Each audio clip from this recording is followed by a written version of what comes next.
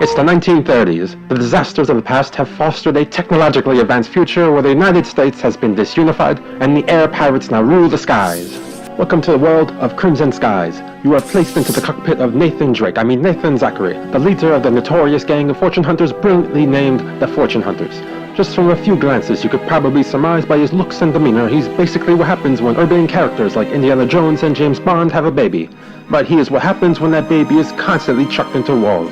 I hope you don't mind if I leave my socks on. He couldn't count to 20 without taking his shoes off. But fortunately for you, I know just the voice to spice things up a bit. Holy f*** is this wrong? But holy hell, is it erotic? Even though the main character comes off as a bit cliché, the story is interesting. Nathan's friend Doc, who is totally not Albert Einstein, is murdered by German fascists over his blueprint of a turbine that could potentially control the weather. Which is totally not a dumb Jewish conspiracy theory. So now Nathan and his gang of accident-twirling rapscallions will travel across these sectionalized states of America and find and exact justice on whoever killed a friend.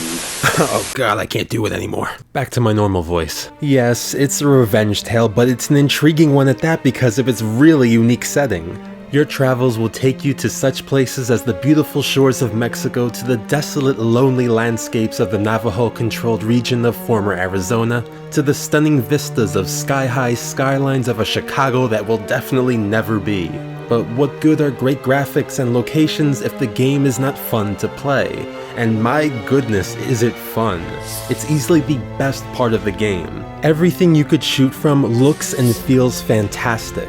There are around a dozen vehicles that all have their own unique attributes and secondary weapons, which can make it an experience worthy of replaying. The enemy AI will actually try to give you a hard time. On normal difficulty, these sordid sky buccaneers used whatever maneuvers they could to evade my stream of bullets, while one of their fellow air dogs would take the opportunity to attack me while my head was turned. There was not one ability that I had that they didn't, which meant that this felt like a fair game.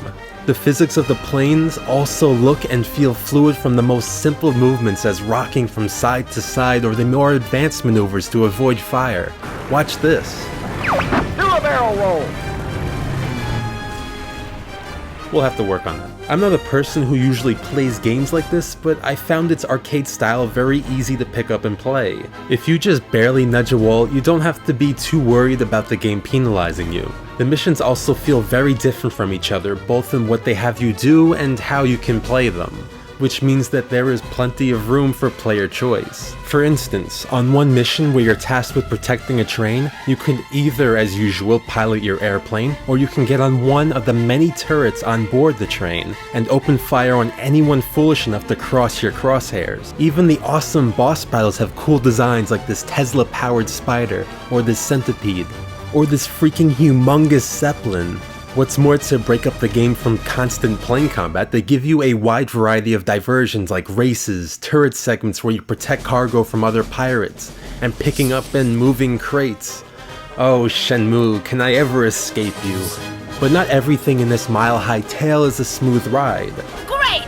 That's just beautiful! The aircraft upgrades leave much to be desired, since each one of them can only be upgraded once, with no control on how they can be upgraded. There's not even any external changes other than the paint job, which is pretty bland to be honest. I would much rather have less vehicles if it meant that we could have more choice on how we could upgrade them, to which even a designer of the series lamented after its release. There is a wide assortment of vehicles to choose from, and while they do feel different, there are only really 3 that I used because they were just head and heels above the rest. Like the one you start off with called the Devastator. Like this one aircraft has a shotgun, and while it is different, I mean, why have a shotgun on your aircraft when you can shoot freaking rockets? But overall, this game is amazing. Even 17 years later, and for the low price of $10, if you have an Xbox One and an internet connection, you have no excuse not to buy this hidden gem.